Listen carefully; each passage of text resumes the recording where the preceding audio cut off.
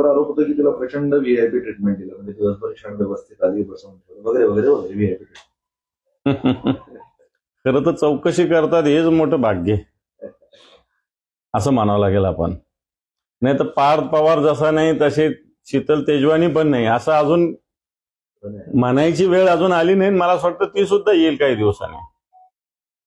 त्यामुळे चौकशी झाली हेच मोठं भाग्य. आता ती चौकशीचा तो फार्स असेल पण सत्यता काही लपणार नाही. ज्या चौकशीतून बाहेर आले या गोष्टीचं उत्तर तर सरकारला द्यावंच लागणार आहे. कोणी न्यायालयात गेलं, विधिमंडळ आहे, या सगळ्या ठिकाणी सरकार मला असं वाटतं याच्यातून पार्थ पवार तर सुटणार नाहीच काही जरी झालं तरी. तुम्ही सातत्याने पार्थ पवारचं नाव मध्ये का नाही असं सवाल देतो. हो, काल त्या दमाणीबाई पण विकास खारगेंना गेल्या, त्यांनी विचारलं तिथे समाधान नाही मिळालं की पवाराचं नाव मध्ये का. खरं तर 99% पार्टनर असणारा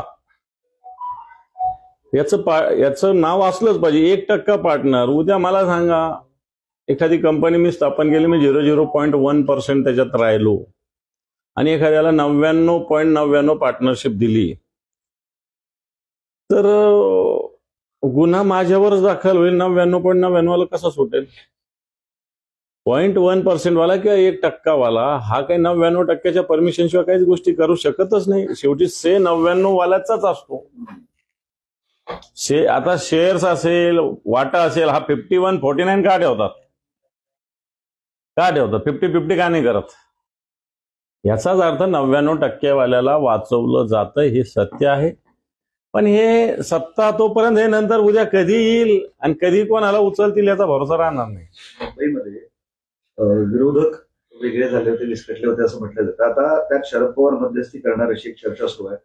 ठाकरे बंधू, काँग्रेस आणि पवारांची राष्ट्रवादी सगळे एकत्र करण्यासाठी पवारांची पुढाकार अनेक चर्चा सुरू आहे. काँग्रेसच्या नेत्यांना फोन पण केले.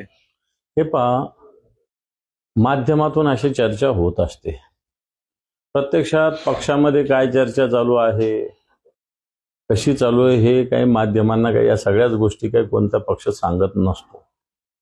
त्यामुळे आता ही गोष्ट समोर आलेली आहे. हे सत्य जरी असलं तरी आधीच्याही गोष्टी सत्य होत्या असं म्हणता येणार नाही. तिन्ही पक्ष, विशेषतः शिवसेना, पवारसाहेबांची राष्ट्रवादी आणि काँग्रेस, ही सर्व याच्यामध्ये एकत्रितरित्या बऱ्याच ठिकाणी, आता नगरपालिका खूप ठिकाणी एकत्रित लढतो. एखाद्या ठिकाणी होत नाही म्हणून काय सगळं संपलं अशातला अर्थ नसतो.